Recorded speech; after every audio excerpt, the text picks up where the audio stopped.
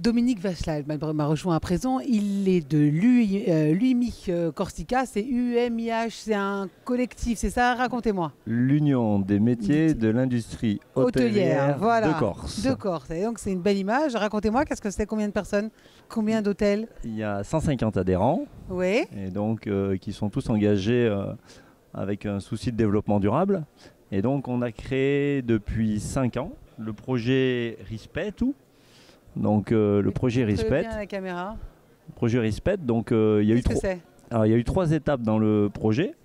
La première année, c'était de donner une étiquette environnementale aux hôtels participants. La problématique étant, c'est que quand on posait la question à un hôtel, quel est le coût de la nuitée dans votre établissement, l'hôtel n'avait pas forcément la réponse. Alors de là à nous dire, dans ce coût, quelle est la part consacrée à l'énergie, la part consacrée à l'eau, la part consacrée aux produits d'entretien, aux produits d'accueil et la quantité de déchets générés, il n'avait pas de données sur cette question-là. Donc la première année, on a fait une collecte de données avec le cabinet Betterfly de Nantes et on leur a dit, quand un client passe une nuitée dans votre établissement, voici combien ça vous coûte et quel est l'impact environnemental. Une fois qu'on a délivré cette étiquette environnementale aux hôtels participants, on s'est assis et ensemble on a réfléchi sur cet impact, comment diminuer ma quantité d'énergie utilisée par nuitée, comment diminuer ma quantité d'eau utilisée par nuitée, de produits d'entretien, de produits d'accueil, et diminuer la quantité de déchets générés par cette nuitée.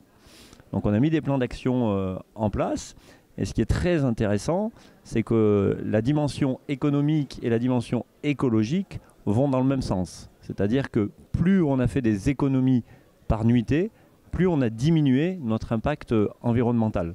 Donc on est soutenu par l'ADEME, l'Agence de développement et maîtrise des énergies, et l'Office de l'environnement de la Corse. Et la deuxième année, ce qu'on a mis en place, on a mis en place le petit déjeuner corse éco-conçu.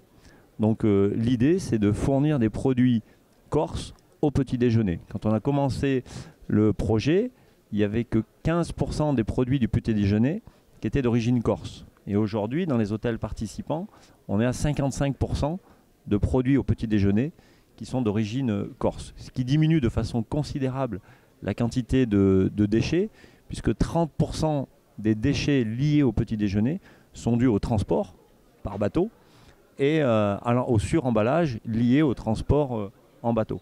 Donc en travaillant avec des circuits courts et des producteurs locaux, on a diminué de 30% l'impact environnemental du petit déjeuner et on a développé une économie locale sur le miel, sur les confitures, sur les compotes, sur les fruits proposés au petit déjeuner qui sont d'origine corse.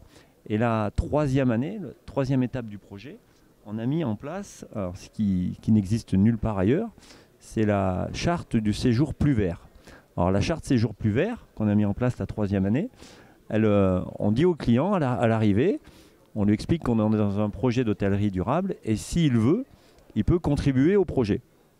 Et donc on lui remet une charte de séjour plus vert sur la base du volontariat et on lui donne 10 petites bonnes pratiques qu'il peut appliquer pendant son séjour. Donc une des bonnes pratiques qui est simple à appliquer et qui change en rien son confort, c'est par exemple on a mesuré que dans une chambre en été en Corse, entre rideau ouvert et rideau fermé, il y a 12 degrés d'écart.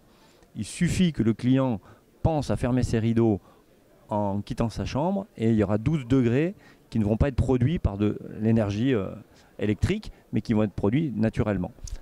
En tout cas, ça donne envie, cette charte. Je vous laisse le mot de la fin rapidement.